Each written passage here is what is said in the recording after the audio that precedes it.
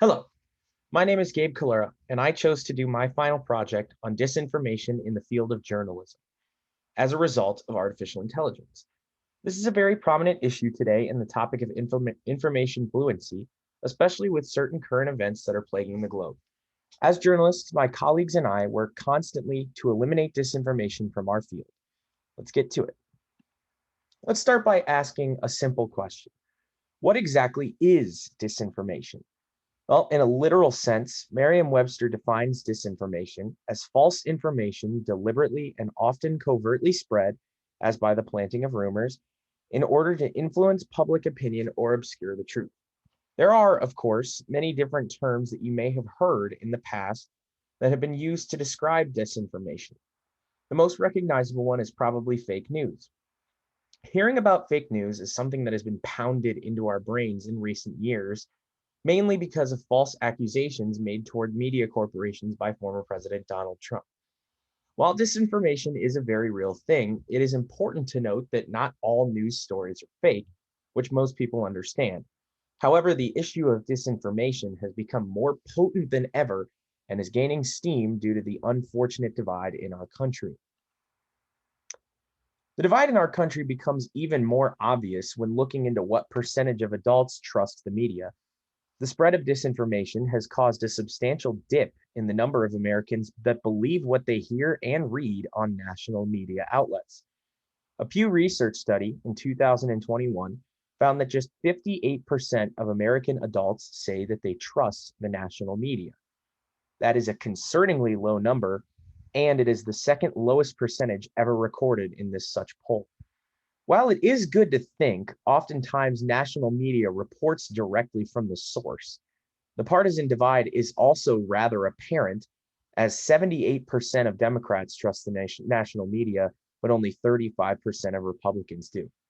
Again, it's not hard to imagine why this is. As I mentioned before, the issue is more potent than ever due to this divide. However, that divide isn't the only reason this is.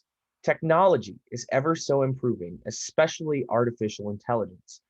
Deepfakes have become more and more common, and social media has become a breeding ground to spreading those deepfakes. With current events such as the war between Russia and Ukraine, more opportunities have risen for the creation of these deepfakes.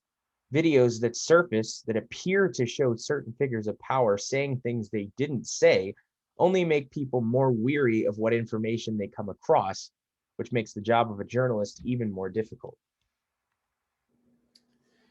As artificial intelligence improves, the life of a journalist becomes harder. All one has to do is look as far as this deepfake created in relation to the ongoing war in Ukraine. In an article posted by Euronews, there was a video that contained a deepfake of Ukraine's president, Vladimir Zelensky, where he is shown calling for his country to surrender, which did not happen. The quality of this video was almost seamless. Artificial intelligence has become capable of creating such realistic videos that telling the difference between fact and fiction in the field of journalism has become near impossible. There is a reason the divide I keep mentioning is so important, and AI has made things so easy for disinformation spread. Because of the abundance of disinformation, another problem arises. News isn't typically information that is encountered, rather it is deliberately sought after. With less trust from the public in the media, the public is much less likely to actively seek out information. Much of what a journalist does is relying on the public seeking out and reading or watching the content that they produce. So not only does this make our job harder, but it could also hurt how we benefit from the content we produce. This is our job. This is how we make a living. Artificial intelligence is contributing to putting our livelihood in danger. This may seem a little dramatic at surface level, but I assure you it crosses the mind of some journalists out there, including myself. While there are some artificial intelligence models that can be used to eliminate fake news, most are used to create it. There are also entirely different dilemmas that AI can create. There's a lot of ethical questions surrounding the use of AI-powered systems. In a journal article written by Katerina Kurtisova, the author states that AI-powered systems raise a host of ethical questions and pose new risks for human rights and democratic political processes. Kurtisova also goes on to state the following, quote, concerns raised by the expert community include lack of algorithmic fairness, leading to discriminatory practices such as racial and gender biases, content personalization resulting in partial information blindness, or the filter bubble, the infringement of user privacy, potential user manipulation, or video and audio manipulation without the consent of the individual. The 2016 US presidential election showed evidence of the effect digital transformation is having on democracy and political life. The use of algorithms, automation, and AI boosted the efficiency and the scope of the disinformation campaigns and related cyber activities impacting opinion formation and voting decisions of American citizens. End quote.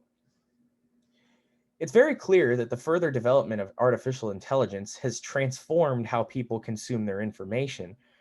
The average user may not have the necessary knowledge or skills to understand the difference between hard truth and manufactured lies. This is where information poverty can play a major role. Those that do not have access to accurate material are going to suffer the consequences of artificial intelligence being used as an evil. As Kurtisova mentioned, the 2016 election was a perfect example.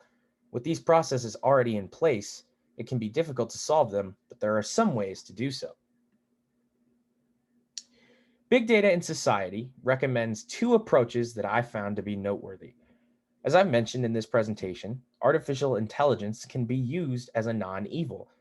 There are plenty of different ways an artificial intelligence system can be fed real-time information in order to help filter out some of the fake news that makes appearances in information searches.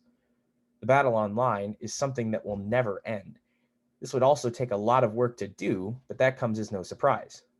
The other recommendation the journal provides is a more international approach at eliminating fake news. Crime science was a substantial topic of discussion in this journal. The authors recommend integrated measures from a global standpoint to punish those who create or distribute disinformation. While they do make note of the fact that it can be difficult to trace ties back to who created a piece of fake news, they suggest that real-time policing could help with this fact. Since it is also becoming increasingly easy to create fake news with such a small carbon footprint, the online AI designed for the counter of disinformation would have to be very efficient. This is a difficult task, but it's one that's definitely worth fighting for. In conclusion, I would say that most journalists probably have a love-hate relationship with artificial intelligence. On one hand, it is important to many of the technological aspects of the lives that we live. Many virtual assistants, such as Siri, Google, and Alexa, are powered by artificial intelligence.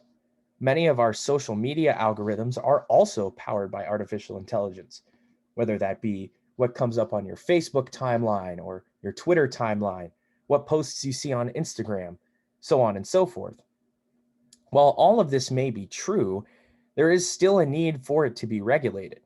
It has become very, very powerful, and while there are benefits to this, there are also several downsides. As I mentioned before, AI can be easily manipulated because of how simple it is to control. You can make an AI model pretty much do whatever you want. This makes almost anyone susceptible to fake news. Journalists pride themselves on objectivity. Credibility cannot be built if your stories are not accurate. Artificial intelligence has put credibility and objectivity alike in danger. This is an issue that will not be easy to address, but it is something that is worth fighting for. And here are my sources. Thank you for watching, and thank you for a great 10 weeks this semester. I've been Gabe Collura.